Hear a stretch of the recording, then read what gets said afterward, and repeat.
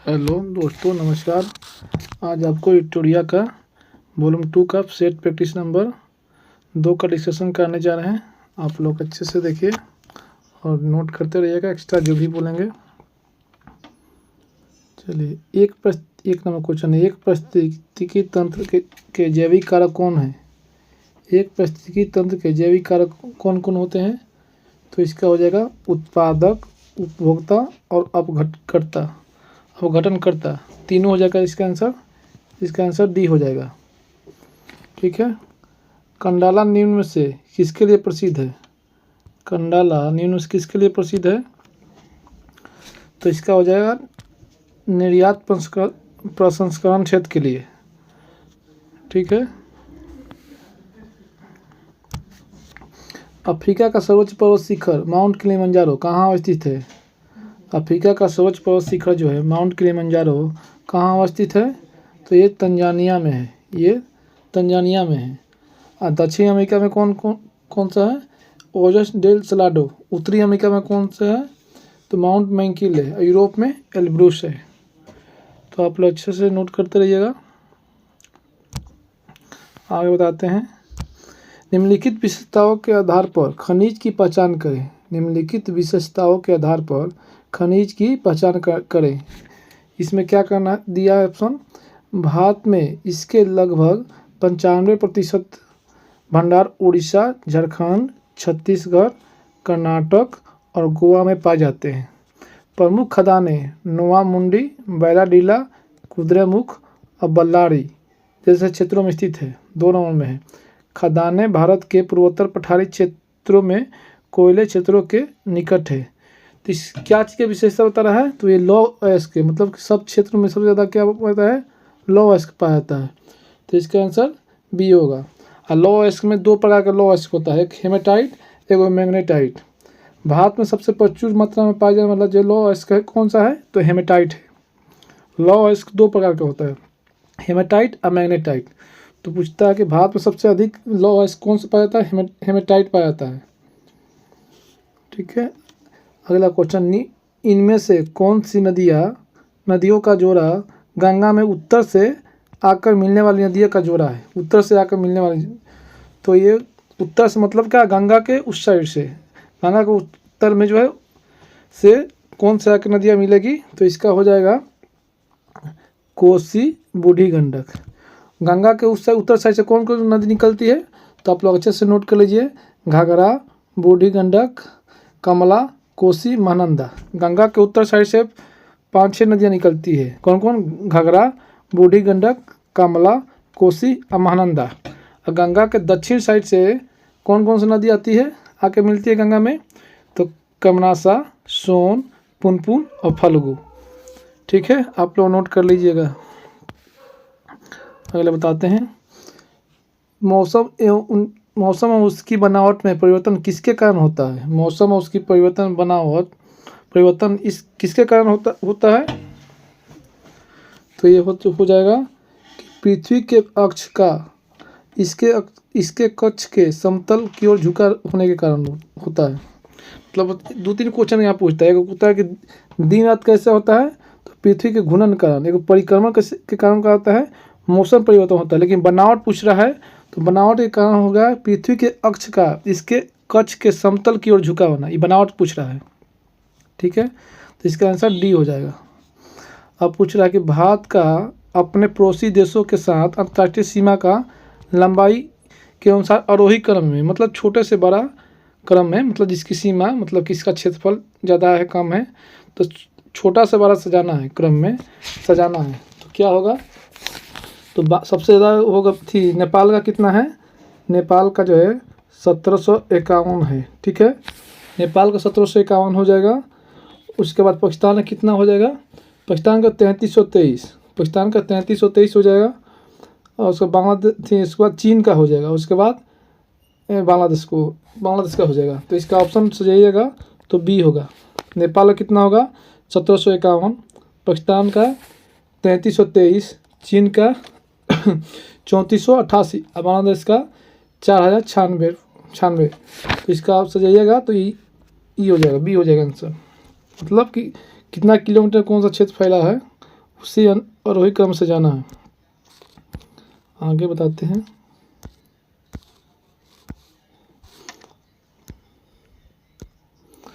कौन सा राज्य समूह भाखड़ा नंगला परियोजना से जल प्राप्त करता है? कौन सा राज्य समूह जो है भाखड़ा नंगला परियोजना से जल प्राप्त करता है?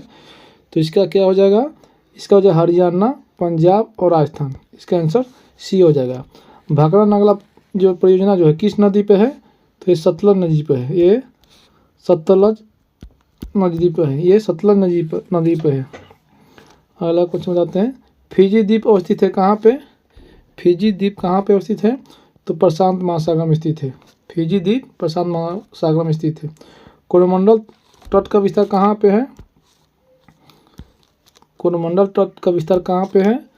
तो ये हो जाएगा कृष्णा, इसकी हो जाएगा, इसका हो जाएगा कुमारी अंतरद्वीप से कृष्णा डेल्टा तक। इसका आंसर बी हो जाएगा। ये तमिलनाडु के नीचे है कुमार अंतरद्वीप से कृष्णा डेल्टा तक। इसका आंसर बी हो जाएगा। किस नदी पर शिव समुद्र जलप्रपात अवस्थित है? किस नदी पर शिव समुद्र जलप्रपात स्थित है? तो कावेरी नदी पे। इसका आंसर ए हो जाएगा। बताते हैं। सूर सरोवर पक्षी विहार कहाँ पर स्थित है? सूर सरोवर पक्षी विहार कहाँ स्थित है? तो आगरा में है। सूर सरोवर पक्षी विहार कहाँ स्थित है? तो आगरा में है। 13 नंबर क्वेश्चन है। स्टेलेक्टाइट एवं स्टेलेगेमाइट निक्षेपणात्मक स्थलाकृति बनाई जाती है कैसे? तो ये भूमिगत जल द्वारा। ठीक है, अगला बताते हैं। 14 नंबर क्वेश्चन है। सूची को मिलाना है। ठीक है, एक को दूसरे, तो इसका मिला लीजिए आप लोग। कालाहांडी जो है बक्साइट, कालाहांडी में बक्साइट, कालाहांडी में जो है बक्साइट पाया जाता है। जावर में जो है जस्ता और सीसा, जावर में जस्ता और सीसा। और कोलार में जो है सोना पाया जाता है। मौसाम्बनी में तांबा पाया जाता है। तो मिलाइएगा तो ऑप्शन इसका सी आएगा आंसर। मिला लीजिएगा। कालाहांडी में बक्साइट, जावर जगह है वहाँ पे जस्ता सीसा पाया जाता है। कोलार जो है सोना कर्नाटक में, मौसाम्बी जो है तांबा के लिए प्रसिद्ध है। तो मिलाइएगा तो इसका ऑप्शन सी आएगा।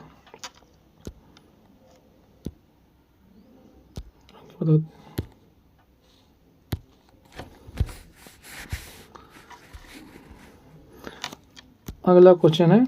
गुप्त काल में भूमि राजस्व की दर क्या थी? गुप्त काल में भूमि राजस्व की दर क्या थी? तो 1/6 था, 1/6 था, 1/6 था। अगला क्वेश्चन। दिल्ली में किस सुल्तान ने स्वयं को नायब खुदाई कहा था? स्वयं को नायब खुदाई कहा था। तो ये बलबन हो जाएगा। ये बलबन हो जाएगा। मीर कासिम ने अपनी राजधानी मुर्शिदाबाद से कहाँ स्थानांतरित की थी? तो ये हो जाएगा मुंगेर। मुंगेर कहाँ पड़ता है? बिहार में पड़ता है। विजयनगर के राजा कृष्णदेव राय ने गोलकुंडा का युद्ध किस राजा के साथ लड़ा था? तो ये कुली कुतुब शाह से लड़ा था। ये कुली कुतुब शाह से लड़ा था। किसने? कृष्णदेव राय ने। अगला क्वेश्चन है। असहयोग आंदोलन के संबंध में निम्नलिखित कथनों में से कौन सा सही नहीं है? मतलब जो गलत है उसको चुनना है, सही नहीं है। तो जलियांवाला बाग नरसंहार के कारण महात्मा गांधी ने आंदोलन कर दिया था। कौन? असहयोग आंदोलन। तो ये गलत है। जलियांवाला बाग जो है 13 अप्रैल 1919 को हुआ था। असहयोग आंदोलन 1920 से चालू हुआ था। तो ये गलत है। यही पहले के ही गलत हो जाएगा और बाकी सब सही हो जाएगा। असहयोग आंदोलन वर्ष 2020 में शुरू किया गया था, सही है, और 22 में समाप्त किया गया था, सही है। बरदौली प्रस्ताव में गांधी जी ने इस आंदोलन को वापस लेने की घोषणा की थी, ये भी सही है। इस आंदोलन में मुस्लिम समुदाय ने व्यापक स्तर पर भाग लिया था, ये भी सही है। तो गलत चुनना है तो गलत ये हो जाएगा। जलियांवाला बाग नरसंहार के कारण। जलियांवाला बाग पहले हुआ था असहयोग आंदोलन, उसके बाद चालू हुआ था। तो ये हो जाएगा इसका आंसर। बताते हैं। अशोक के संबंध में निम्नलिखित कथनों पर विचार कीजिए। तो इसमें इसका क्या हो जाएगा आंसर? इसका हो जाएगा अशोक पहला ऐसा शासक था जिसने अभिलेखों द्वारा जनता तक अपना संदेश पहुंचाने की कोशिश की। ठीक है। अशोक के ज़्यादातर अभिलेख खरोष्टिक थे, नहीं खरोष्टिक नहीं थे। अशोक ने अपने अभिलेखों में कलिंग युद्ध का वर्णन किया था। हाँ, तो 1 और 3 सही होगा। इसका आंसर सी होगा, 1 और 3 सही होगा। ठीक है, तो अशोक ने अभी 13वें शिलालेख में अपने युद्ध के बारे में वर्णन किया है। पूछता है कि अशोक ने कौन सा अभिलेख में कलिंग युद्ध का वर्णन किया है, तो 13वें शिलालेख में। ठीक है, महात्मा गांधी द्वारा 1940 में प्रारंभ किए गए व्यक्तिगत सत्याग्रह के तीसरे सत्याग्रही कौन थे, तो प्रथम सत्याग्रही थे विनोबा भावे। ये तो विनोबा भावे प्रथम थे, जवाहरलाल नेहरू द्वितीय थे और ब्रह्मदत्त जो है तृतीय थे। तो तीसरे पूछ रहा, तो तीसरे ब्रह्मदत्त थे, तो आंसर ये हो जाएगा। तीनों सत्याग्रही पूछता हमेशा, विनोबा भावे प्रथम, जवाहरलाल नेहरू द्वितीय, ब्रह्मदत्त तृतीय थे, ये पूछता हमेशा। और ये व्यक्तिगत सत्याग्रह कब चालू होता है, तो 17 अक्टूबर 1940 को हुआ था। 17 अक्टूबर जो है 17 अक्टूबर 1940 चालू हुआ था। ठीक है, अगला क्वेश्चन बताते हैं। नवपाषाण काल के औजारों के संबंध में निम्नलिखित कथनों पर विचार करना है। ठीक है, तो इसका हो जाएगा औजार पालिश किए जाते थे, सही है, उस समय किया जाता था औजार पालिश। इस अवधि में ओखल और मूसल का उपयोग अनाज को पीसने के लिए किया था, हाँ ये भी सही है, तो इसका आंसर 1 और 2 हो जाएगा।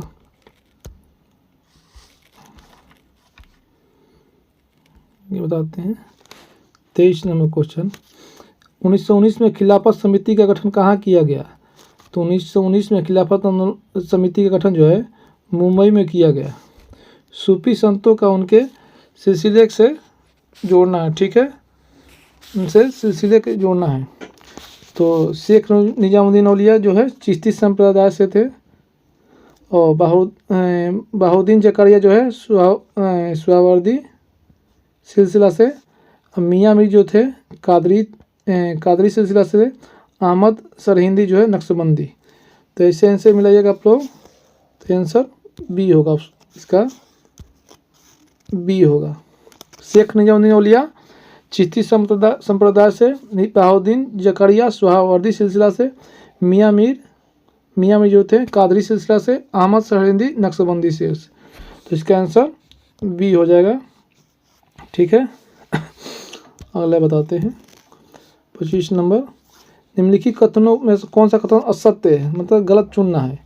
तो इसमें रॉबर्ट क्लाइव बंगाल के प्रथम गवर्नर जनरल थे, नहीं, रॉबर्ट क्लाइव बंगाल के प्रथम गवर्नर थे, ना कि गवर्नर जनरल, तो प्रथम गवर्नर। ठीक है, प्रथम बंगाल के गवर्नर जनरल पूछा तो वारेन हेस्टिंग होंगे। ठीक है, प्रथम भारत के थे बंगाल के गवर्नर जनरल तो वारेन हेस्टिंग। रॉबर्ट क्लाइव प्रथम गवर्नर था, ना कि गवर्नर जनरल था। ठीक है, विलियम एंडी भारत के प्रथम गवर्नर जनरल थे, सही है। भारत के लॉर्ड कैनिंग भारत के प्रथम व्यवसायी थे, सही है। सी राजगोपालाचारी स्वतंत्र भारत के पहले भारतीय गवर्नर जनरल थे, ये भी सही है। तो तीनों सही है, एक जो है एक गलत है। तो क्यों गलत है कि रॉबर्ट क्लाइव बंगाल के प्रथम गवर्नर जनरल थे, तो नहीं, बंगाल के प्रथम गवर्नर थे। प्रथम गवर्नर जनरल बंगाल को पूछेगा तो वारेन हेस्टिंग हो जाएगा। ठीक है, आगे बताते हैं। इसमें मिलान करना है, सूची 1 को सूची 2 से मिलान करना है। सीमांत गांधी किसको बोला जाता है, तो अब्दुल गफ्फार खान को। ठीक है, अब्दुल गफ्फार खान को। The grand old man of किसको बोला जाता है, दादा भाई नौरोजी को। महामाना किसको बोला जाता है, मदन मोहन मालवीय को। लौह पुरुष वल्लभ भाई पटेल को। इसको मिलाइएगा तो ऑप्शन क्या हो जाएगा इसका हो जाएगा बी आंसर हो जाएगा। ठीक है, मिलान करने पर वैसे ही आ जाएगा। निम्नलिखित संधियों को कलाक्रम अनुसार सजाना है, 27 नंबर क्वेश्चन में। तो ये हो जाएगा सालाबाई थी। अमृतसर की संधि कब हुआ था, अमृतसर की संधि 1809 में हुआ था। ठीक है, 1809 में हुआ था अमृतसर की संधि। बसीन की संधि कब हुआ था, तो 1802 में। 1802 में जो है बसीन की संधि हुआ था। श्रीरंगपट्टनम की संधि कब हुआ था, श्रीरंगपट्टनम संधि 1792 में, 1792 में। सालाबाई की संधि जो है 1782 में।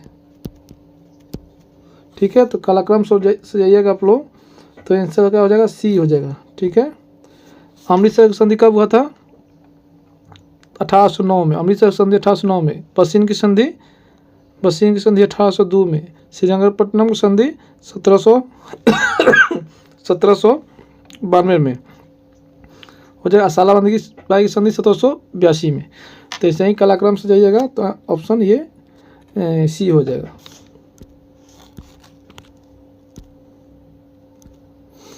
इजराइल और उसके अरब पड़ोसियों के बीच यम जो है क्या कह रहा है,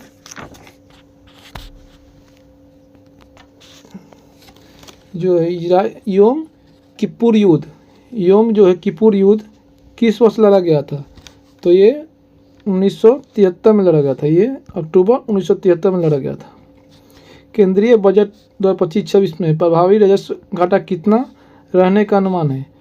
तो ये हो जाएगा 0.3%। केंद्रीय बजट 2025-26 में प्रभावी राजस्व घाटा कितने रहने का अनुमान है? तो 0.3%। अब प्राथमिक घाटा पूछेगा तो 0.8, प्राथमिक घाटा पूछेगा तो 0.8 होगा, राजस्व घाटा पूछेगा तो 0.3 हो जाएगा। अगला क्वेश्चन बताते हैं अब।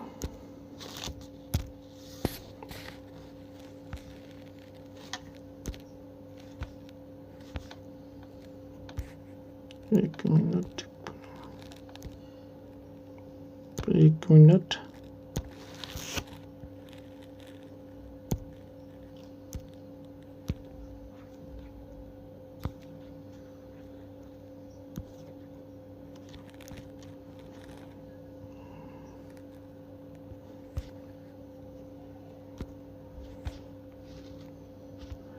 अगला क्वेश्चन बताते हैं।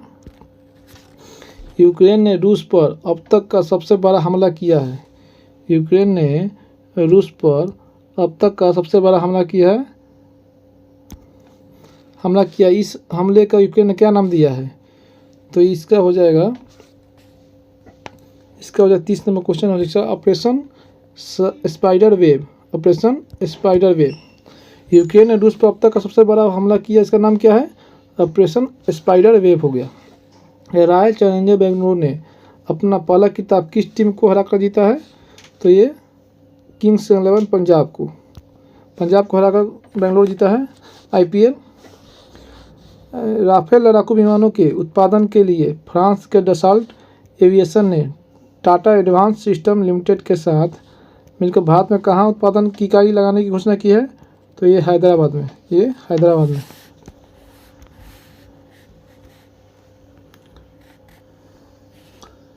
इसका अगला, प्रधानमंत्री के आर्थिक सलाहकार परिषद का अध्यक्ष किसे नियुक्त किया गया है?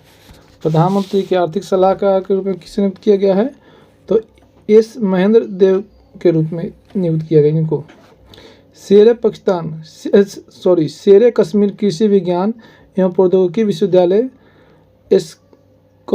स्कॉस्ट ने पशु जैविक प्रौद्योगिकी के प्रोफेसर डॉक्टर रियाज अहमद शाह के नेतृत्व में विशेषज्ञों की एक टीम भारत की पहली जीन संपादित क्या बनाई है, मतलब कौन बनाकर एक महत्वपूर्ण सफलता हासिल की है, किसकी? तो ये भेड़ की हो जाएगी। अगला क्वेश्चन बताते हैं। यूनाइटेड किंगडम ने चागोस द्वीप मॉरिशस को सौंपने के लिए समझौता किया है। चागोस द्वीप समूह कहाँ पे अवस्थित है?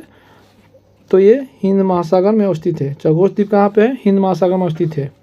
राष्ट्रपति द्रौपदी मुर्मू ने पूर्व रक्षा सचिव डॉक्टर अजय कुमार को किस संवैधानिक निकाय का नया अध्यक्ष नियुक्त किया है? तो ये संघ लोक सेवा आयोग मतलब UPSC का अध्यक्ष किसको बनाया गया? तो अजय कुमार को बनाया गया। अगला क्वेश्चन बताते हैं। पाकिस्तान ने भारत पर कई ड्रोन और मिसाइलें दागी है। पाकिस्तान की यह कार्रवाई कथित तौर पर भारत के खिलाफ अभियान था। इसका नाम क्या था? पाकिस्तान जो दिया था ये नाम, तो ये हो जाएगा ऑपरेशन बुनियान अल मरसूस। ऑपरेशन बुनियान अल मरसूस, ये ऑप्शन हो जाएगा। कर्नल सोफिया कुरैशी और किसके संयुक्त रूप से भारत के ऑपरेशन सिंदूर पर मीडिया ब्रीफिंग का नेतृत्व किया गया? मतलब अभी जो भारत पाकिस्तान से युद्ध हुआ था वो तो ऑपरेशन सिंदूर चला था, तो उसमें भारत की ओर से कर्नल सोफिया कुरैशी मतलब ये थल सेना का कर्नल थी और एक विंग कमांडर व्योमिका सिंह थी। तो इसका आंसर हो जाएगा B। ठीक है।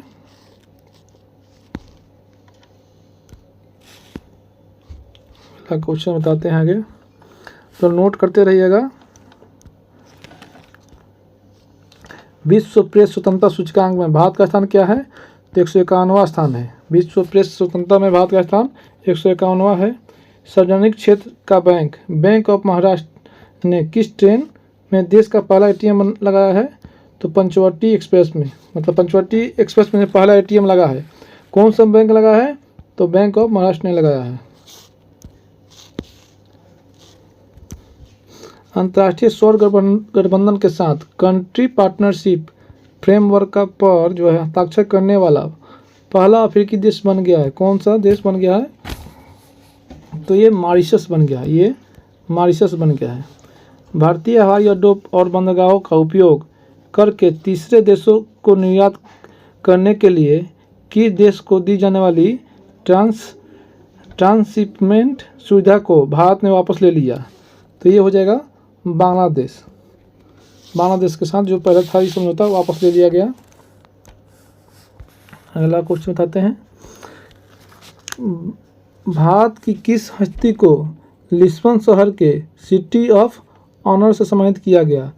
तो इसका हो जाएगा राष्ट्रपति हमारे देश के अभी हैं वर्तमान द्रौपदी मुर्मू जी को। ठीक है। चौथा भारत अमेरिका त्रिसेवा संयुक्त अभ्यास टाइगर ट्रैम्प 2025 का आयोजन कहाँ किया जाएगा? तो ये हो जाएगा विशाखापट्टनम में किया जाएगा। ये विशाखापट्टनम में किया जाएगा। ठीक है। अगला क्वेश्चन बताते हैं जो है प्रत्येक वर्ष 21 जून को अंतर्राष्ट्रीय योग दिवस मनाया जाता है। हर वर्ष 2025 हर वर्ष मनाया जाता है। 2025 के अंतर्राष्ट्रीय योग दिवस का थीम क्या है? तो इसका थीम था अब इस साल एक पृथ्वी एक स्वास्थ्य के लिए योग। एक पृथ्वी एक स्वास्थ्य के लिए योग ये थीम था। ये लोग आप लोग थीम याद करके जाइएगा। थीम ज़्यादातर पूछता है। सरस्वती सम्मान 2024 किसे प्रदान करने की घोषणा की गई 2024 का? तो इसका हो जाएगा साधु भ्रदेश दास को। साधु भ्रदेश दास को। अगला क्वेश्चन बताते हैं। निम्नलिखित में से कौन सा अनुच्छेद मानव के दुर्व्यापार और बंधुआ मजदूरी पर रोक से संबंधित है? कौन सा हो जाएगा? इसका आंसर हो जाएगा तो इसका हो जाएगा बी हो जाएगा, मतलब 23 के 1। इसमें क्या कहा कि मानव के साथ मानव के दुर्व्यापार और बंधुआ मजदूरी पर रोक लगाने से संबंधित है 23 के ए। अब 22 में क्या है? 22 में है कि अभियुक्तों को वो सजा पाए जाए लोगों का अधिकार है। मतलब इसमें ये है 23 के 2 में क्या है? 23 के 2 में है इस अनुच्छेद के तहत कोई बात राज्य को सार्वजनिक प्रयोजनों के लिए अनिवार्य सेवा आरोपित करने से निवारित नहीं हो करेगी। ये हो जाएगा। आर्टिकल 24 में क्या होगा? इसमें कारखानों में बालकों को नियोजन मतलब बालकों को काम करने पर रोक लगाया जाएगा। इसमें 24 में है, मतलब जो 14 वर्ष से कम बच्चा होगा काम कारखानों में काम नहीं करेगा। ठीक है। 48 नंबर, यदि कोई व्यक्ति ऐसे पद पर नियुक्त हो गया है जिस पर उसका कोई कानूनी हक नहीं है तो ऐसी स्थिति में न्यायालय कौन सा रिट जारी करेगा? तो इसका हो जाएगा अधिकार परीक्षा, मतलब किस अधिकार से आप काम कर रहे हैं जो कि आप उस योग्य नहीं है, ये न्यायालय रिट जारी करता है। अच्छा, हाई कोर्ट जो है रिट की आर्टिकल कितने तक जारी करता है? तो हाई कोर्ट जो है 226 के तहत 226 के तहत और सुप्रीम कोर्ट आर्टिकल 32 के तहत रिट जारी करता है। बताते हैं। 1 मिनट वेट कीजिए।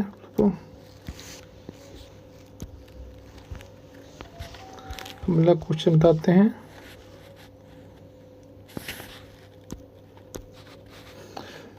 निम्नलिखित कथनों पर विचार करना है। ठीक है। निम्नलिखित कथनों पर विचार करना है। कानून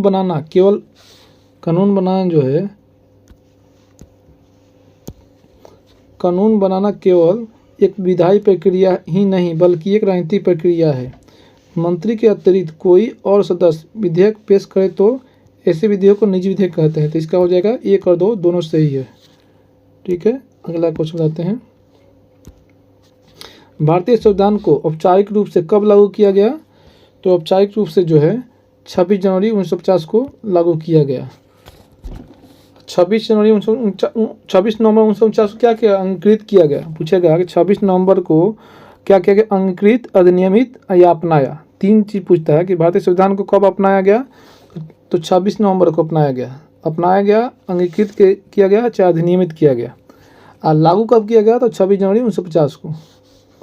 अगला क्वेश्चन आते हैं, निम्नलिखित कथनों पर गलत असत्य चुनना है। निम्नलिखित में से कौन सा कथन असत्य है? तो गलत चुनना है इसमें। तो इसमें हो जाएगा मणिपुर से अलग करके 1972 में मेघालय राज्य बना। तो नहीं, जो मेघालय राज्य बना है तो असम से अलग करके बना है। 72 में ही बना, लेकिन असम से अलग करके बना है। बाकी सब सही है। 1960 में मुंबई से अलग होकर महाराष्ट्र और गुजरात बना है, मुंबई से अलग होकर। नागालैंड राज्य का गठन 1963 में हुआ, सही है। मिजोरम और अरुणाचल प्रदेश का अस्तित्व में आया 87 में, ये भी सही है। अगला क्वेश्चन आते हैं, इंदिरा गांधी से संबंधित निम्नलिखित कथनों पर कौन सा कथन असत्य है? गलत कौन सा इसमें है? तो इसमें गलत हो जाएगा, बताते हैं पहले सब ऑप्शन। ये 1966 से 77 तक और फिर 1980 से 84 तक भारत की प्रधानमंत्री रही, ये भी सही है। इंदिरा गांधी की सरकार के शुरुआती समय में रुपयों का अवमूल्यन हुआ था, ये भी सही है। इन्होंने गरीबी हटाओ का नारा दिया, ये भी सही है। लाल बहादुर शास्त्री के मंत्रिमंडल में इन्होंने विदेश मंत्रालय का प्रभार संभाला, नहीं, ये गलत है। लाल बहादुर शास्त्री के रीजन में ये जो इंदिरा गांधी थी, ये सूचना और प्रसारण मंत्री थी, ना कि विदेश मंत्री, ठीक है। तो इंदिरा गांधी कौन सी मंत्रालय संभाली थी? सूचना और प्रसारण मंत्रालय। तो इसका आंसर डी होगा, ये गलत है। तो इसका आंसर गलत चुनना था, तो डी होगा इसका आंसर। बाकी सब सही है। बताते हैं, निम्नलिखित में से कौन भारतीय संविधान का प्रारूप समिति के सदस्य नहीं है? तो ये तो मोदी, डॉक्टर HP मोदी, ये नहीं है। बाकी लोग तो था ही, डॉक्टर BR अम्बेडकर थे, N गोपाल स्वामी अयंगर थे, श्री लादी कृष्ण स्वामी अयंगर थे, ये भी थे। 7 लोग था। 7 लोग में से BR अम्बेडकर जो है प्रारूप समिति के अध्यक्ष थे, ठीक है। प्रकृति पर्यावरण की रक्षा करे और उसका संवर्धन करे। उपबंध निम्नलिखित में से किससे संबंधित है? तो ये मूल कर्तव्य में से संबंधित है। मूल कर्तव्य में आता है प्रकृति का संरक्षण करना। तो मूल कर्तव्य कितने में है? आर्टिकल 51 के ए में है, ठीक है। 51 के 1 ए में है। और मूल कर्तव्य कितने हैं? 11 हैं। टोटल मूल कर्तव्य 11 हैं। चलिए आगे बताते हैं।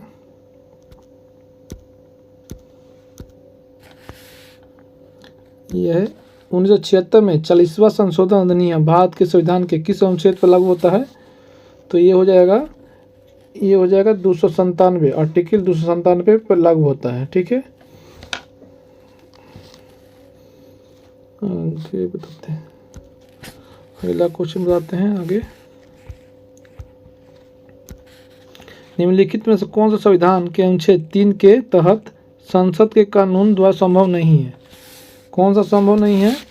तो ये हो जाएगा नए राज्यों के राज्यसभा सीटों का इसमें नहीं है, ये अनुसूची 4 में है, तो इसका सत्य नहीं है। तो ये नहीं है। नए राज्यों का गठन है आर्टिकल 3 में।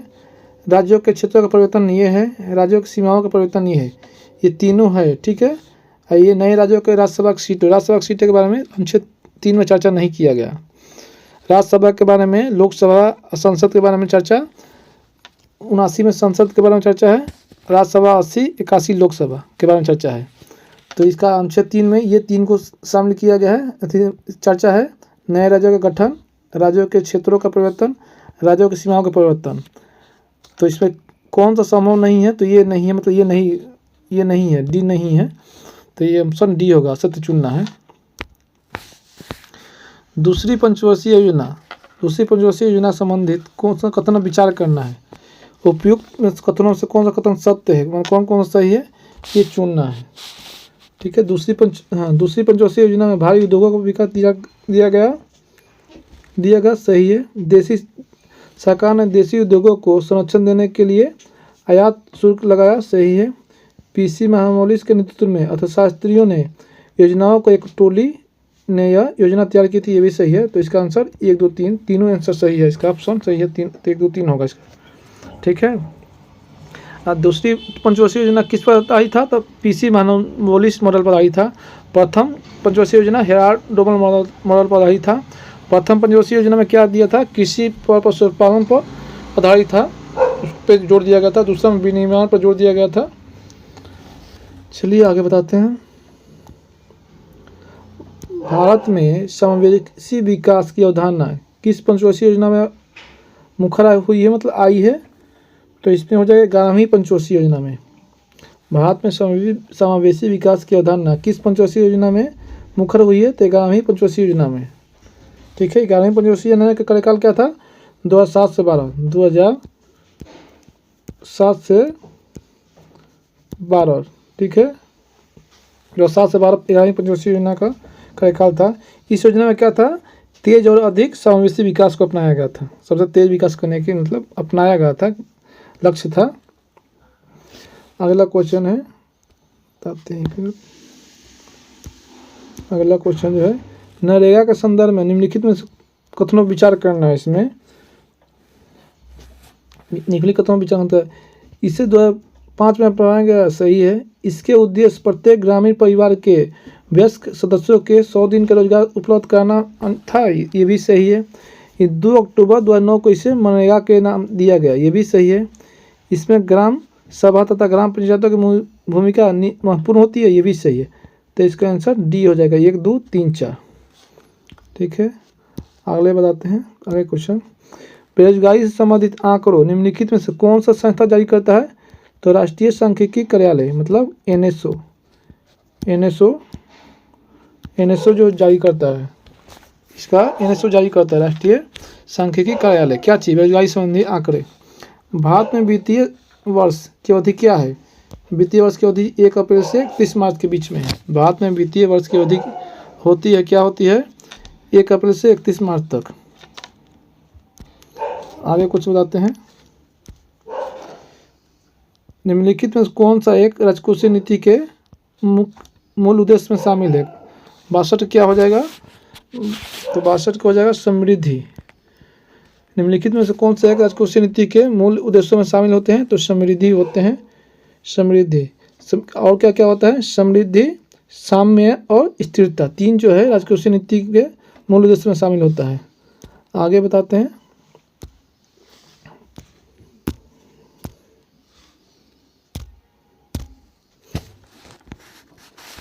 आगे बताते हैं हमको 63 नंबर क्वेश्चन, 63 नंबर।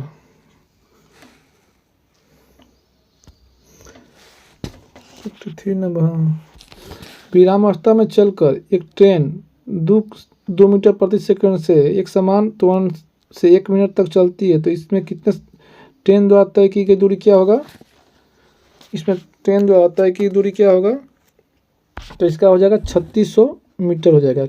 कैसे? इसका सूत्र होता है जो है, त्वरण प्रारंभिक वेग u हो जाएगा, u = 0, त्वरण a हो जाएगा 2 मीटर प्रति सेकंड स्क्वायर हो जाएगा, तो इसका दूरी हो जाएगा ut + 1/2 at² हो जाएगा। तो फार्मूला पे ये गति है, फार्मूला से इसका निकालिएगा आप लोग, तो 3600 आएगा।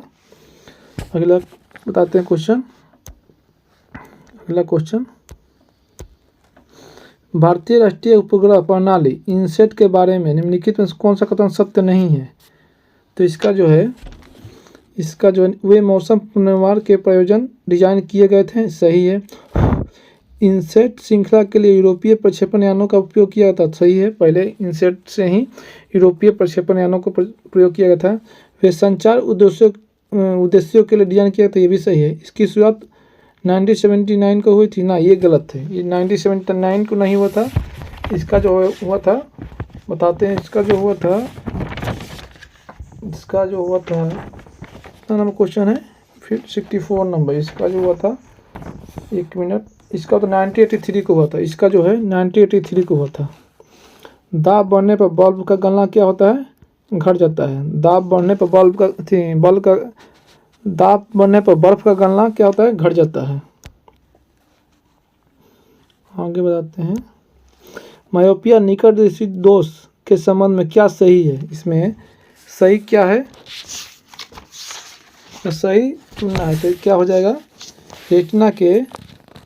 इसका हो जाएगा रेटिना के सम्मुख प्रकाश किरणें केंद्रित होती है, ये इसका आंसर हो जाएगा। क्या सही? ये हो जाएगा आंसर। एक अवतल दर्पण की अभिसारिता घटाई जा सकती है, इसे निम्न में डुबाकर, किसमें? अल्कोहल में डुबाकर। 68 नंबर क्वेश्चन है, इलेक्ट्रॉनिक उपकरण जैसे इलेक्ट्रिक आयरन, टोस्टर आदि हीटिंग एलिमेंट को बनाने के लिए नाइक्रोमीथ धातु का उपयोग क्यों किया जाता है? क्यों किया जाता है इसमें कि नाइक्रोम का गलनांक अधिक होता है, ये भी सही है। नाइक्रोम में उच्च प्रतिरोधकता होती है, सही है। नाइक्रोम आसानी से ऑक्सीकरण से नहीं गुजरता, ये भी सही है। तो इसका आंसर क्या हो जाएगा, डी हो जाएगा, मतलब सभी हो जाएगा, इनमें सभी। रासायनिक परिवर्तन के साथ होते हैं, क्या क्या होते हैं, ऑप्शन पढ़ते हैं। नए प्रकाश के पदार्थ का निर्माण होता है, ये भी सही है। निकाय की एंथैल्पी में परिवर्तन होता है, ये भी सही है। पदार्थ के रासायनिक गुणों में परिवर्तन होता है, ये भी सही है। तो इसका भी आंसर डी हो जाएगा, इसका भी आंसर डी। 70 नंबर क्वेश्चन है, विद्युत ऋणात्मक किसी परमाणु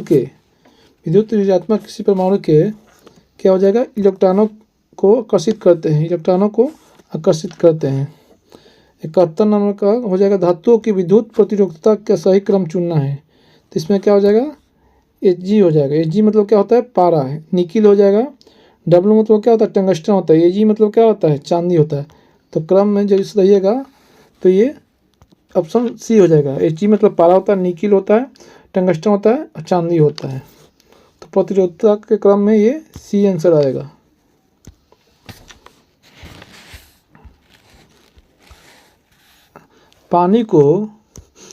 फास्फोरस को पानी में क्यों रखा जाता है, पूछता है क्वेश्चन। फास्फोरस को पानी में क्यों रखा जाता है, क्योंकि उसका प्रज्वलन तापमान बहुत कम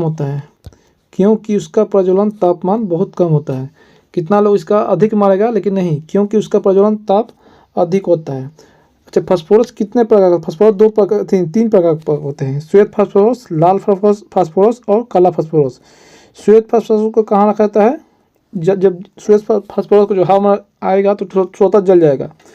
लाल फास्फोरस का उपयोग कहाँ होता है, लाल फास्फोरस का उपयोग जो दिया सलाई में होता है। काला फास्फोरस का सबसे कम क्रियाशील होती है। ठीक है, अगला क्वेश्चन बताते हैं। इसका आंसर ये हो जाएगा बी।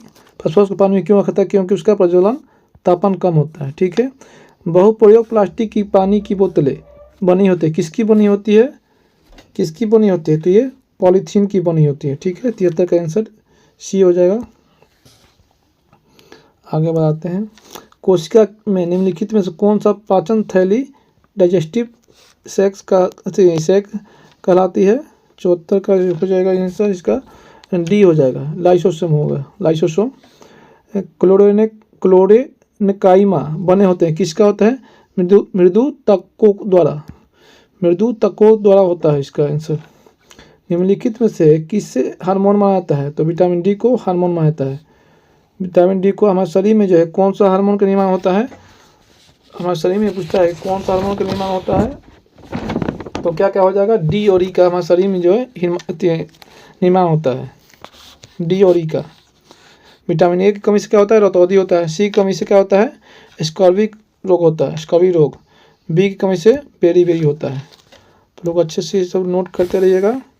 मध्य कान में मौजूदा 3 हड्डियाँ का नाम क्या क्या है, मध्य कान में मौजूद जो है 3 हड्डियों का नाम क्या क्या है, तो इसका होता है हैमर, एनविल, स्टीरअप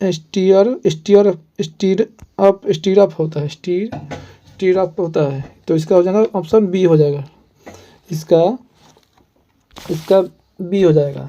और एक होता है पैर में क्या होता है, फीमर, टिबिया, फिबुला। कहाँ पे होता है ये हड्डियाँ, पाँव की हड्डी में। फीमर, टिबिया, फिबुला पूछेगा कहाँ की हड्डियाँ है, पाँव की हड्डियाँ के। रेडियस, अल्ना, ह्यूमरस ये हाथ की हड्डियाँ है। मध्य कान के जो बताइए दिए हैं, ये मध्य कान का है हैमर, एनविल, स्टीरअप होता है ये। सबसे छोटी हड्डी पूछे कहाँ का है, तो स्टेपिज कान की हड्डी होती है, सबसे छोटी हड्डी स्टेपिज कान की होती है। आगे बताते हैं। शरीर में पेट की उपकला कोशिका द्वारा स्थापित होती है, किससे द्वारा स्थापित होती है, तो हाइड्रोक्लोरिक एसिड द्वारा, HCl द्वारा स्थापित होती है। निम्नलिखित में से कौन सा रोग विषाणु जनित नहीं है, तो हाइजा जो है बैक्टीरिया द्वारा होता है, मतलब जीवाणु द्वारा होता है। एड्स, जुकाम और डेंगू जो है वायरस द्वारा होता है। हाइजा जो है बैक्टीरिया द्वारा होता है, मतलब जीवाणु द्वारा होता है। एक परावर्तक पृष्ठ अंदर की ओर वक्रित है, जब नियमित दर्पण है कहाँ पे होता है, तो इसका हो जाएगा अवतल हो जाएगा। एक परावर्तक पृष्ठ अंदर की ओर वक्रित है, जब नियमित दर्पण कहाँ पे होगा, तो अवतल दर्पण होगा। ठीक है, 80 का सी हो जाएगा। अब अगला क्वेश्चन बताते हैं। 81 नंबर, इसको मिलान करना है। स्कर्वी रोग बताए थे ना उस समय, स्कर्वी रोग जो है विटामिन सी के कमी कारण होता है। घेगा रोग जो है घेगा रोग जो आयोडीन कमी के कारण होता है। रतौंधी जो है विटामिन ए कमी कारण होता है। रिकेटस विटामिन डी हो जाएगा। एनीमिया आयरन कमी के कारण होता है। स्कर्वी विटामिन सी, घेगा आयोडीन, रतौंधी vitamin A, rickets vitamin D, anaemia iron की कमी से, फोलिक एसिड मतलब फोलिक आयरन कमी से होता है। आयरन चाहिए, एनीमिया की कमी होगा तो आयरन लेना पड़ेगा दवा। तो इसका आंसर मिलाइएगा तो आप लोग क्या होगा मिलान में, तो ए हो जाएगा। ठीक है, ए ऑप्शन हो जाएगा। अब अगला क्वेश्चन बताते हैं, लास्ट है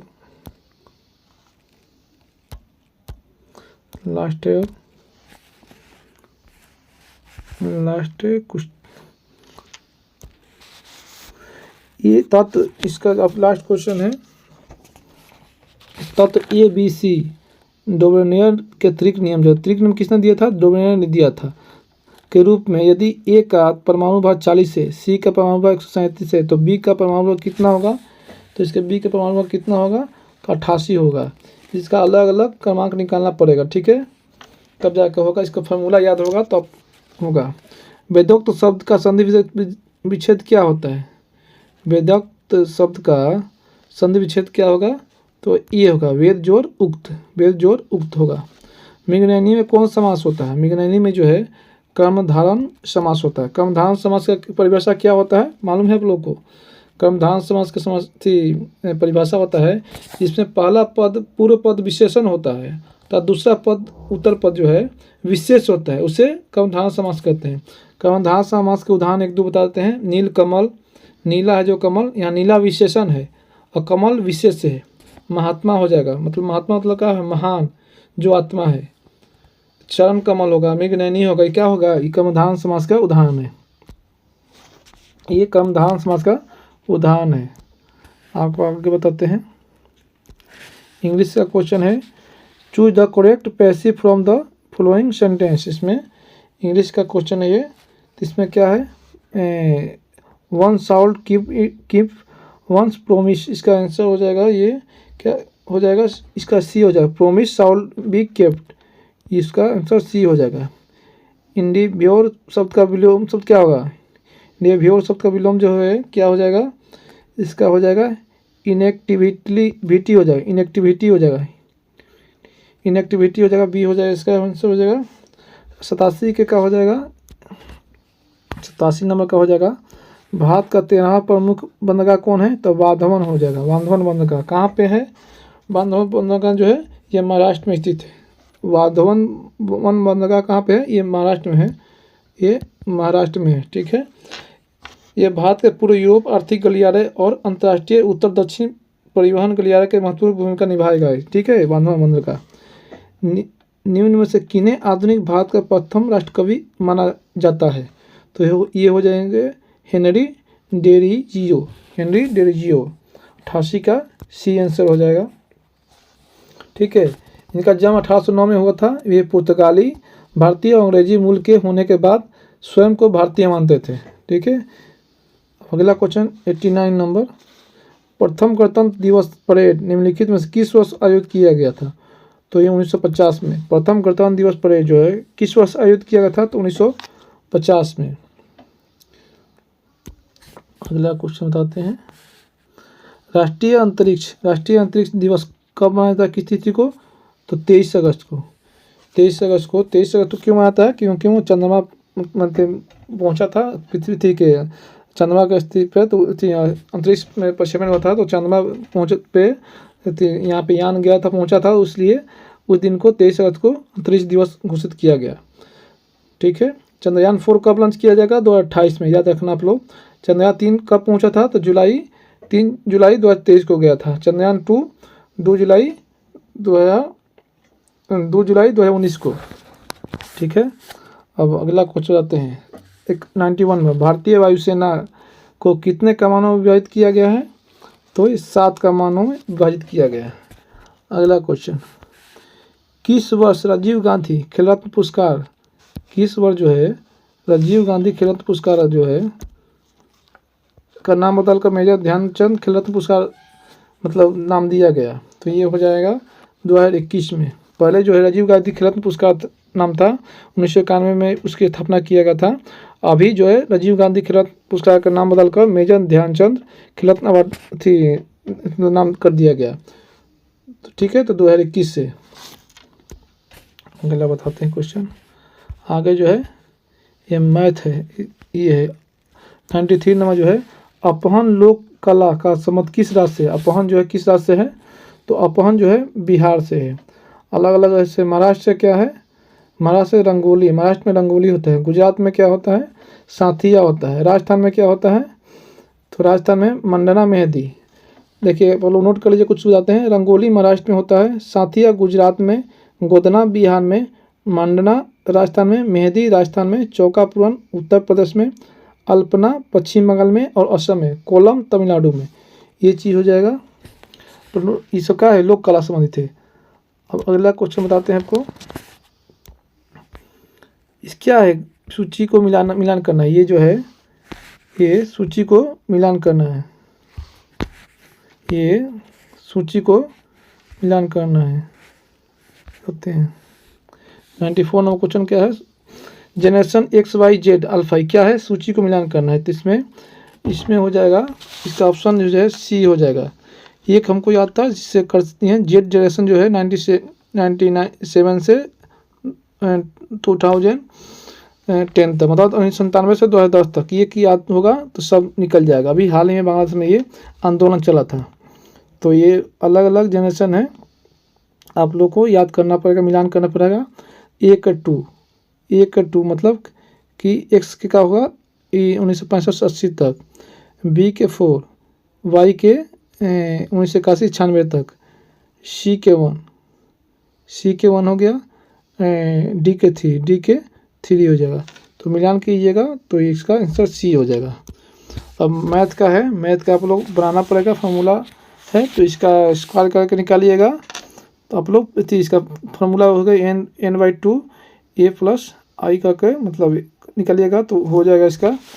तो इसका प्रथम इसका आंसर हो जाएगा कितना?